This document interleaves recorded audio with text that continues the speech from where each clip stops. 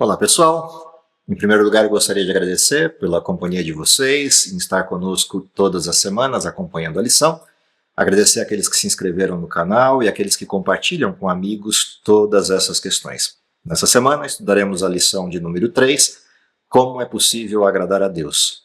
Aliás, a grande pergunta é possível um ser humano pecador agradar a Deus?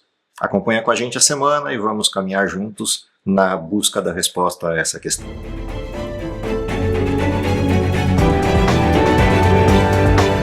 Pessoal, estamos de volta para o resumo da lição da semana, iniciando a lição número 3, já continuando aí o nosso primeiro trimestre de 2025, e nessa semana especificamente o tema central da lição é agradando a Deus.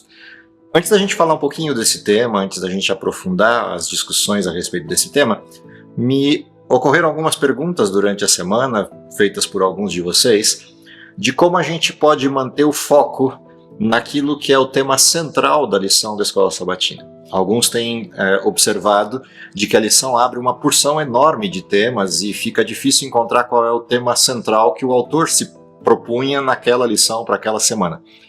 Então a primeira dica que eu daria para você é mantenha do começo ao fim do trimestre a introdução dessa lição sempre à mão. Na introdução você vai encontrar ali um trechinho onde tem várias perguntas de provocação que o autor da lição faz para que a gente reflita durante esse trimestre. Perguntas tais como: o amor de Deus é incondicional? É possível agradar a Deus? Será que Deus espera alguma coisa em troca em função do seu amor? Há uma série de perguntas ali bastante interessantes. E a lição desse trimestre foi estruturada pensando na resposta a cada uma dessas perguntas. Então minha sugestão para você é: encontre cada semana, quando você for estudar, qual é a pergunta que essa lição está respondendo. E para isso, você precisa voltar lá no início e ler essas perguntas outra vez. Por exemplo, a lição dessa semana, e a gente usa isso como uma referência, a lição dessa semana pretende responder a uma pergunta daquelas perguntas feitas lá na introdução. Deus espera alguma coisa em troca em função do seu amor? É possível agradar a Deus com aquilo que eu faço, com aquilo que eu proponho, com aquilo que eu pretendo entregar para Deus como resposta a esse amor que Ele manifesta para comigo? Essa é a pergunta que vai transcorrer o estudo para a gente essa semana. Portanto, mantenha essa pergunta em tela, mantenha essa pergunta sempre em mente, e aí você vai encontrar qual é o ponto central de cada uma das lições de cada dia da semana. Pensando então especificamente nessa pergunta, é possível agradar a Deus? O autor propõe um verso, que é o verso central, antigamente conhecido como verso áureo, agora verso para memorizar, que é o verso que vai conduzir todo o estudo da semana. Presta atenção o que esse verso tem como lição central. O verso é de Sofonias, capítulo 3, 17. Começa assim: pois o Senhor, seu Deus, está em seu meio, e Ele é um Salvador poderoso. Vou repartir esse verso em pedaços para a gente refletir algumas coisas em função da pergunta central. É possível agradar a Deus? Deus espera alguma coisa em troca em relação ao amor que Ele manifesta para conosco? Se espera, que coisas são essas que Ele espera? E de que maneira eu tenho certeza que de fato Ele espera alguma coisa?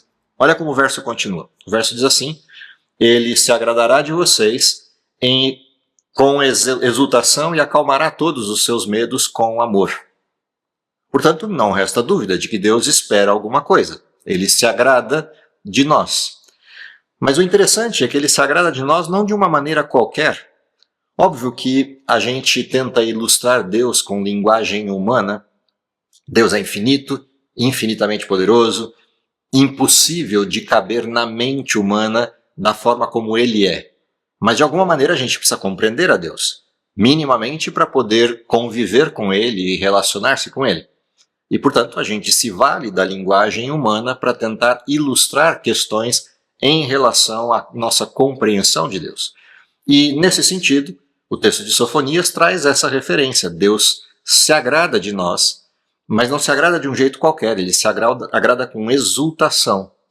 E Ele acalma os nossos medos com seu amor. Mais do que isso, o texto nos disse que Ele está em meio de nós e é um Salvador poderoso. Ou seja, ao mesmo tempo em que Deus vem até nós para nos salvar, Ele é um Deus poderoso o suficiente para salvar-nos do pecado e de nós mesmos. Mas não só isso, o texto termina dizendo: ele se alegrará em vocês com gritos de alegria. Você já parou para pensar nisso? Deus gritando. Mais do que isso, Deus gritando de euforia, de alegria. Óbvio que isso é uma linguagem humana tentando ilustrar Deus. A gente não consegue imaginar Deus perdendo a compostura ou perdendo o controle.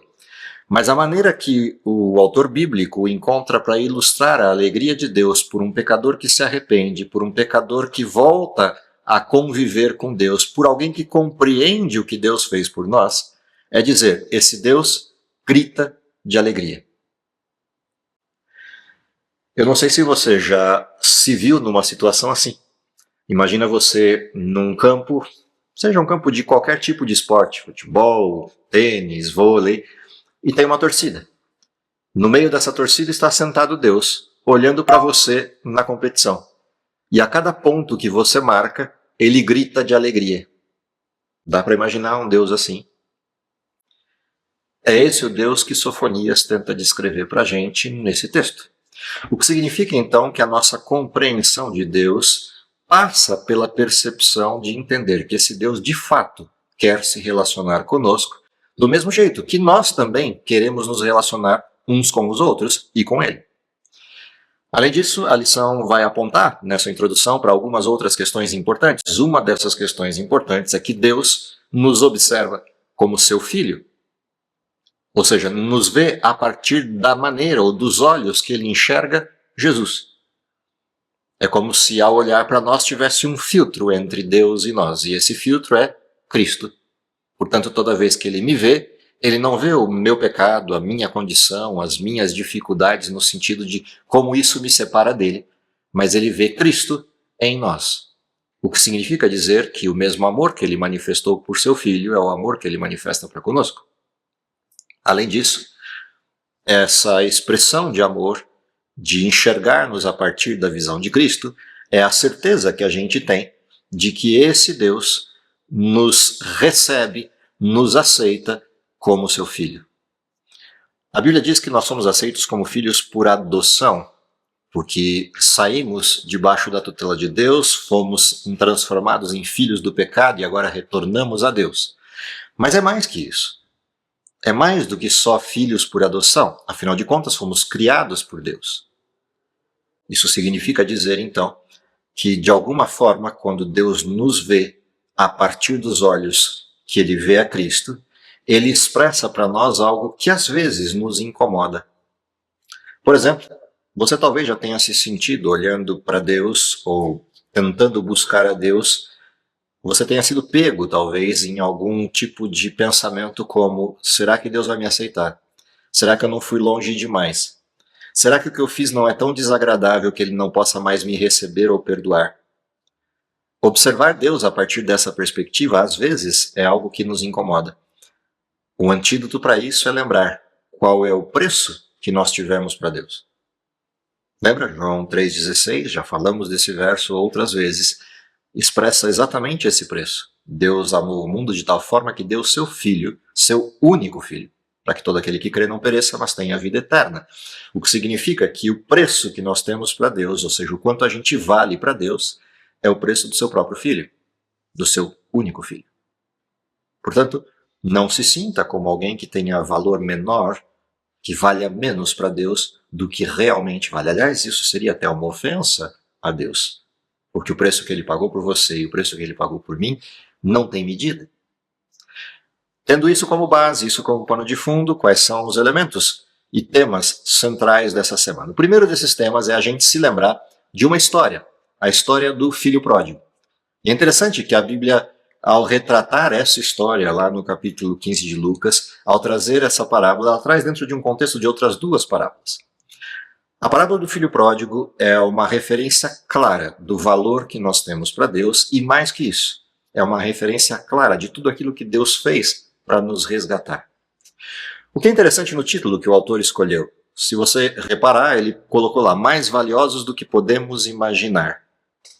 Por que ele retrata, o autor da lição, essa questão? Nós, às vezes, imaginamos um valor menor do que de fato temos para Deus. A parábola do filho pródigo é uma excelente ilustração para isso. É uma ótima ilustração para isso. Por que razão? Quando a gente pensa na parábola do filho pródigo, além dos elementos já conhecidos da parábola, o filho pediu a herança, o filho saiu de casa, o filho perdeu tudo, o filho voltou para casa, o filho foi recebido pelo pai, mais do que esses aspectos gerais, há uma questão interessante que é comparar essa parábola com a história de Adão. Ou seja, há um contraponto entre essas duas histórias. O filho pródigo pede a herança do seu pai quando ele ainda está vivo, ou seja, ele rejeita o seu pai. Adão faz exatamente a mesma coisa. Adão rejeita a competência de Deus e rejeita a soberania de Deus e toma uma decisão equivocada. Ele assume tudo aquilo que existe na terra como sendo seu ao fazer isso. E não só isso, ele entrega de mão beijada tudo isso a Satanás. Se você olhar a sequência da história, Adão se esconde e o filho pródigo sai de casa, vai para distante, para uma terra distante. O filho pródigo perde tudo, assim como Adão perdeu tudo. Perdeu sua inocência, perdeu suas competências, perdeu sua inocência e se sentiu culpado. O filho pródigo perde tudo e se sente culpado, vai ao fundo do poço. Ele toma uma decisão de retorno, mas ele faz os seus próprios planos para esse retorno. Adão faz a mesma coisa, ele se esconde, mas ele cose para si e para sua esposa folhas de figueira como vestuário para cobrir sua nudez. Ou seja, resolvendo os problemas da sua própria forma. Quando o filho pródigo vai se encontrar com seu pai, imaginando o que ele vai ter que fazer para que o pai o receba, do mesmo jeito que Adão está escondido esperando Deus chegar para ver como é que vai resolver a situação. O interessante dessas duas histórias é que a chegada do pai ao filho é um ato voluntário e direto e aparentemente unilateral do pai para com o filho. Ou seja, Deus veio buscar Adão, assim como o pai sai correndo quando vê o filho longe na estrada. O filho nem viu o pai, mas o pai já viu o filho e saiu correndo em sua direção. O que significa que o mover-se de Deus em nossa direção para salvar é algo importante na relevância desse valor que temos para ele. Na sequência da história, você vai ver o filho pródigo sendo coberto com a túnica e recuperada a sua posição com o anel do seu pai.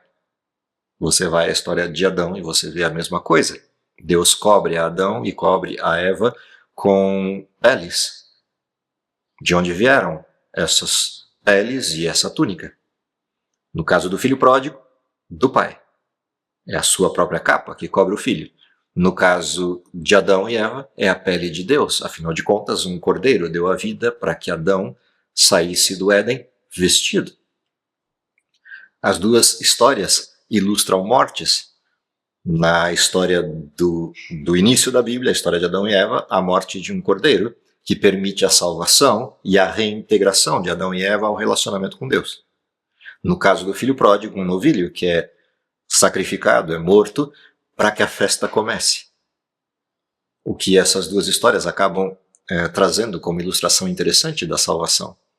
Embora a salvação implique morte, para pagar o preço do pecado, essa mesma morte produz vida, e vida produz alegria, produz júbilo, produz contentamento. E é exatamente o que na sequência a lição vai propor. Existe uma questão de alegria presente no processo da salvação. Essa alegria presente no processo da salvação, ela é importante por uma série de questões. Ela é importante para a gente entender como Deus se sente quando seus filhos se arrependem. Ela é importante para a gente entender que todas essas questões ligadas à salvação, de alguma maneira, movem o céu na nossa direção. Mais do que isso, Deus deseja conviver com seus filhos e os busca, os resgata, mas Deus pretende habitar com eles para sempre. Morar no meio deles e viver neles. A ilustração desse relacionamento ela é tão profunda quanto o relacionamento do desenho inicial da Bíblia. Nós fomos feitos à imagem de Deus e fomos criados como seres relacionais. Esses seres relacionais têm um modelo, homem e mulher. A relação entre o noivo e a noiva é a forma escolhida por Deus para ilustrar esse processo relacional.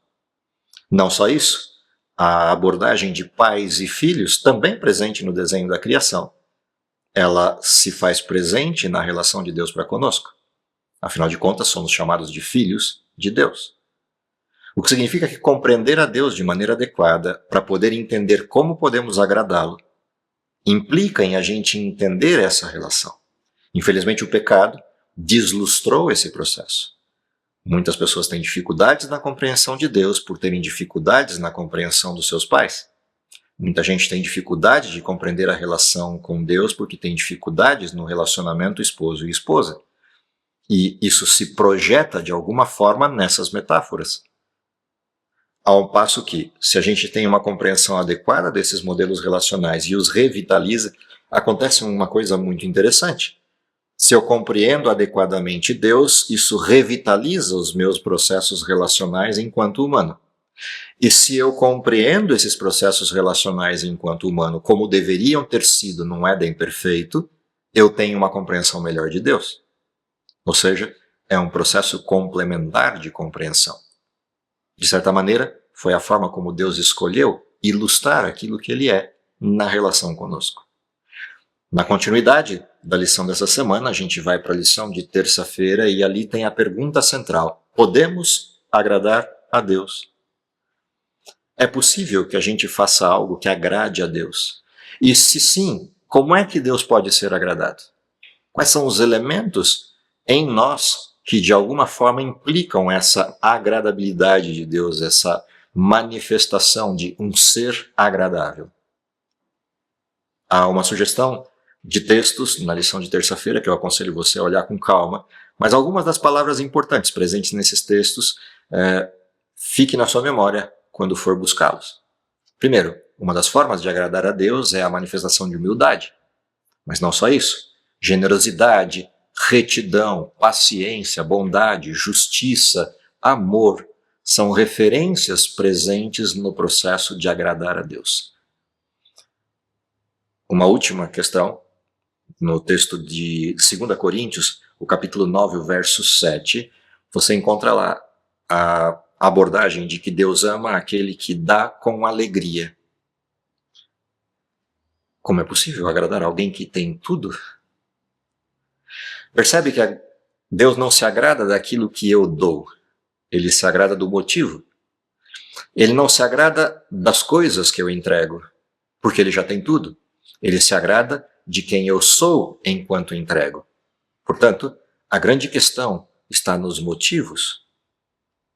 Eu fico imaginando como é possível, por exemplo, trazendo isso para um ambiente tipicamente humano, você entregar um presente para um rei. Pegue um dos grandes reis ou rainhas da Terra do mundo atual e imagine você dando um presente ou escolhendo um presente para levar numa visita que você vai fazer a esse ser ilustre na condição terrena. Como é que é possível dar um presente para um rei que tem tudo? Tem todo o dinheiro do mundo, tem todas as condições de compra, provavelmente já tenha quase tudo aquilo que eu posso imaginar. A questão não está no presente, não está naquilo que eu possa dar, está no motivo. Está no quão significativo será o ato de dar algo. O simbolismo presente nisso é a questão importante. Portanto, na manifestação do relacionamento de dar ou de agradar a Deus, o que é realmente importante é a condição do coração. Por isso os elementos são esses: bondade, mansidão, paciência, retidão. São elementos comportamentais do humano. Esse é o verdadeiro presente a retornar para Deus. E essa era a história do filho pródigo. Não é o que o filho pródigo podia fazer pelo seu pai, mas é a atitude de voltar e entender que errou que era o importante. E por isso o pai o abraça e não quer nem ouvir as explicações que ele tem para dar, só tem a festa. Porque antes do filho voltar, o pai já tinha perdoado o filho. Essa era a disposição. Esse é o sentido de cordeiro morto desde a fundação do mundo. Ou seja, o perdão já foi concedido antecipadamente ao pecado. O nosso ato de arrependimento é a condição do recebimento desse perdão e não o que provoca o perdão. O perdão é um ato unilateral de Deus, mas o recebimento é uma atitude, uma disposição do coração humano em entender o que foi feito, em entender o que aconteceu. Na quarta-feira a gente vai ser provocado a uma questão interessante de um jogo de palavras que lembra uma série de questões, tanto da Bíblia quanto de momentos atuais nossos. A expressão usada pelo autor é pedras vivas. A primeira coisa que me vem à memória, antes de pensar nas pedras e na questão das pedras vivas, é um texto da Bíblia que ilustra que tipo de comportamento é esse manifesto pelo cristão em direção a Deus. Quando eu vou a Paulo, no capítulo 12 de Romanos, há um texto ali que diz, um apelo inclusive de Paulo: rogo-vos, pois, irmãos, que apresenteis os vossos corpos em sacrifício vivo, santo e agradável a Deus, que é vosso culto racional. Esse texto traz algo interessante à nossa mente, como reflexão. O que é mais fácil? Viver para Deus ou morrer por Ele? O que é mais fácil? Viver por alguém ou morrer por alguém? O apelo de Paulo é que o nosso sacrifício seja vivo e não morto. E isso é curioso e até paradoxal quando a gente pensa que Paulo foi um mártir. Foi decapitado no governo de Nero por acreditar em Deus, por pregar o Evangelho.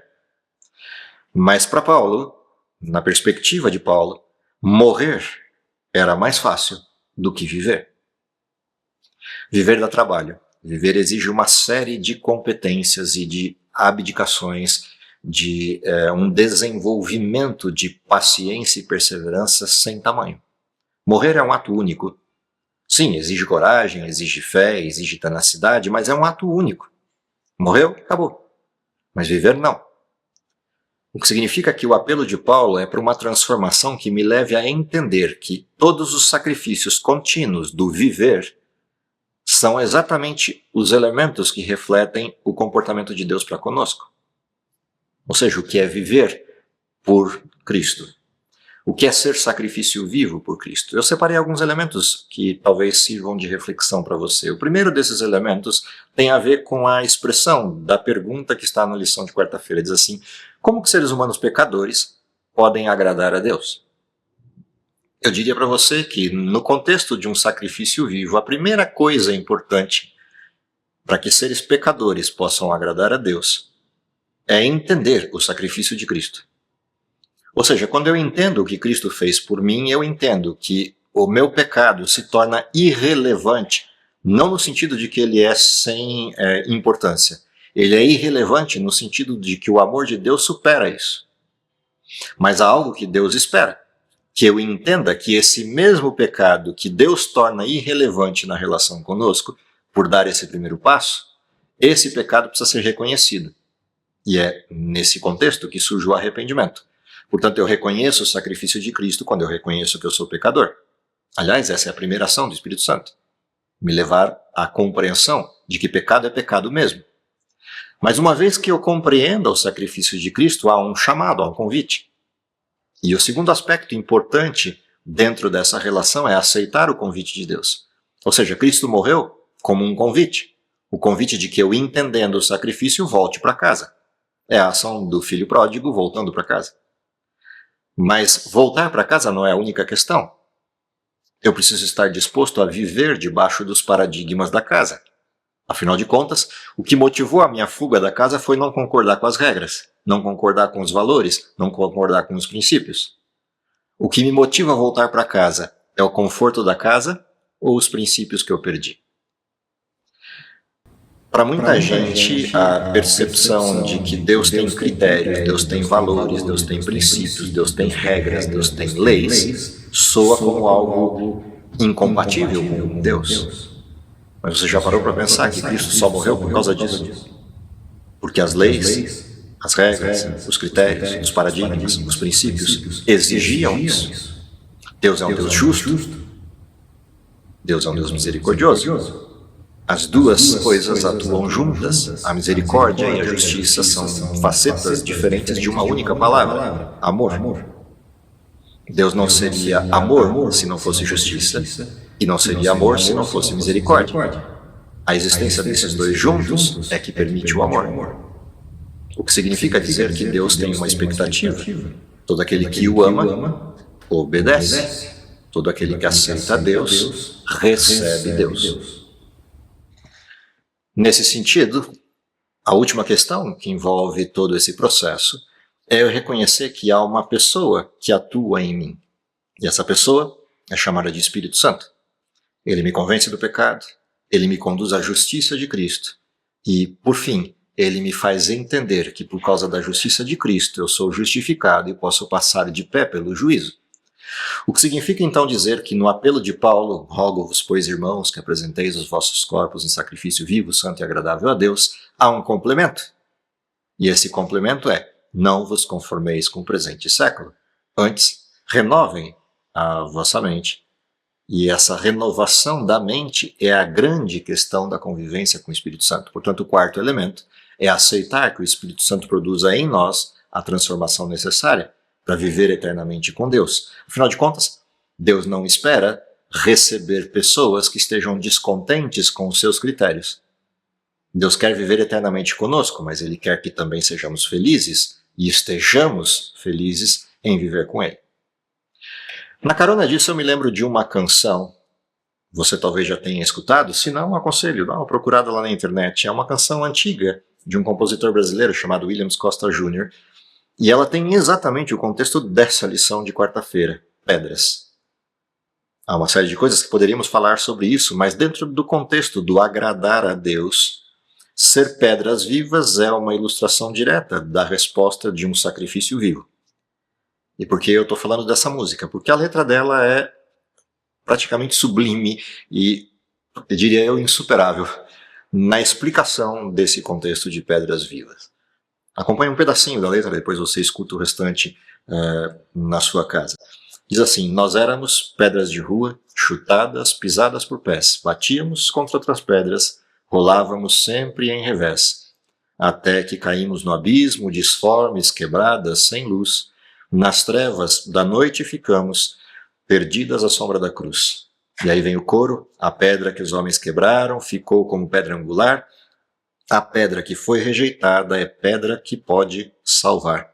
Se tu te perderes contigo, procura encontrar a Jesus, a joia das joias, amigo, é pedra que vida traduz.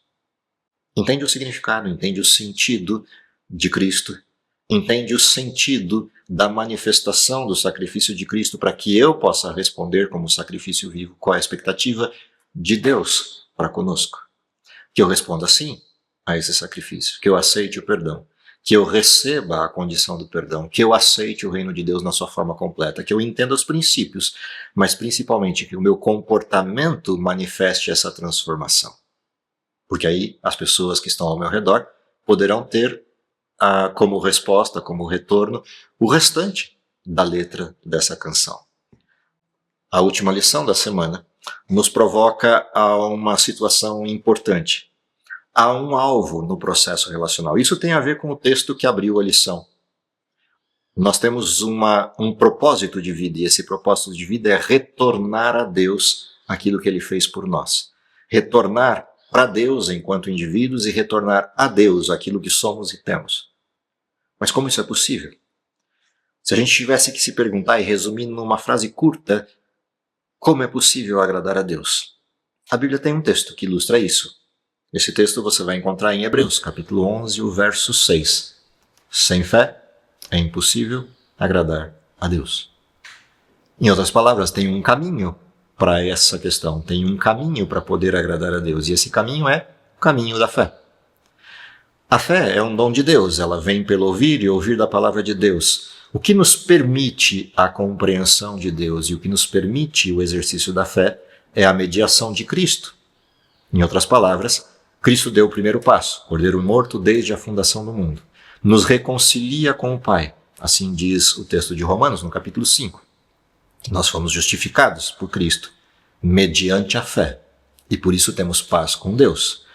E isso permite que a obra de Cristo, realizada no passado distante, antes da fundação do mundo, no passado mais recente, na cruz, e no passado mais próximo, quando nós o reconhecemos como o nosso perdoador e salvador, essa obra de Cristo continua em nós a partir da ação do Espírito.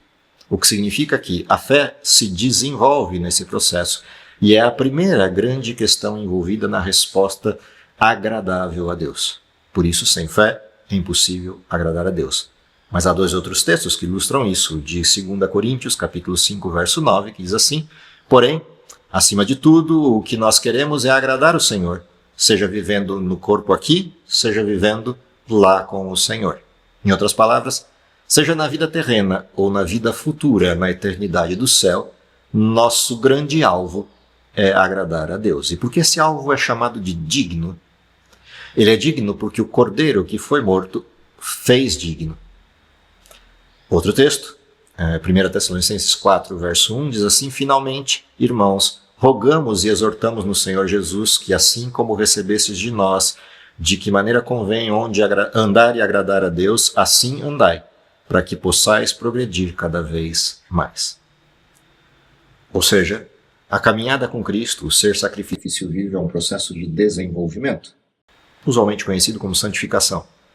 Esse processo de desenvolvimento nos faz cada vez mais semelhantes a Cristo, até que essa semelhança traga de volta aquilo que foi perdido na restauração completa, quando seremos de novo feitos ou refeitos à imagem do nosso Criador. Essa é a expectativa e esse é o nosso alvo. Portanto, de que forma agradamos a Deus? Agradamos a Deus quando retornamos a esta condição, ou seja, quando voltamos a ser filhos dele, como outrora fomos criados. O último texto, concluindo a lição da semana, você vai encontrar em Desejar de Todas as Nações, na página 668, fechando lá na lição de sexta-feira, a abordagem do estudo da semana. O texto diz assim, acompanha comigo: o Senhor fica decepcionado quando o seu povo se estima a si mesmo como de pouco valor. Deseja que sua escolhida herança se avalie segundo o preço que ele lhe deu. Deus a queria, do contrário, não enviaria seu filho em tão dispendiosa missão de a redimir. Tem para eles uma utilidade e agrada-se muito quando lhe fazem os maiores pedidos, a fim de que lhe glorifiquem o nome. Podem esperar grandes coisas se têm fé em suas promessas, mas orar em nome de Cristo significa muito. Quer dizer que havemos de aceitar-lhe o caráter, manifestar-lhe o Espírito e fazer as suas obras. Em outras palavras, há uma expectativa de Deus. Leia, releia quantas vezes necessárias esse texto até que ele seja, de fato, a sua compreensão plena. Como eu terminaria essa lição da semana? Primeira coisa, lembre que você vale para Deus o tanto que valeu o sacrifício de Cristo. Segundo, lembre-se que Deus não se cansa quando você pede as coisas para Ele. Ao contrário, Ele espera. Como um pai espera que os filhos lhe peçam algo, Deus espera que os filhos lhe peçam aquilo que Ele possa dar. Deus se alegra quando dá. Deus se alegra quando ouve o pedido. Portanto, não tenha medo de pedir. Não tenha medo de buscá-lo. Não tenha medo de viver com Ele. Mas, principalmente, queira estar com Ele. E essa é a coisa que mais agrada a Deus. Lembre-se da história de Maria com Jesus, quando Marta questiona a Cristo por que Maria está parada. E Jesus responde com aquilo que realmente importa. Maria escolheu a boa parte, e isso não lhe vai ser tirado. Portanto, o que você precisa para agradar a Deus? Fique com Ele. Fique perto dEle. Peça as coisas para Ele. Converse com Ele. Apresente suas dificuldades para Ele. E você vai receber dEle aquilo que Ele pode dar. Amor, misericórdia, bênção, companhia. Vamos orar?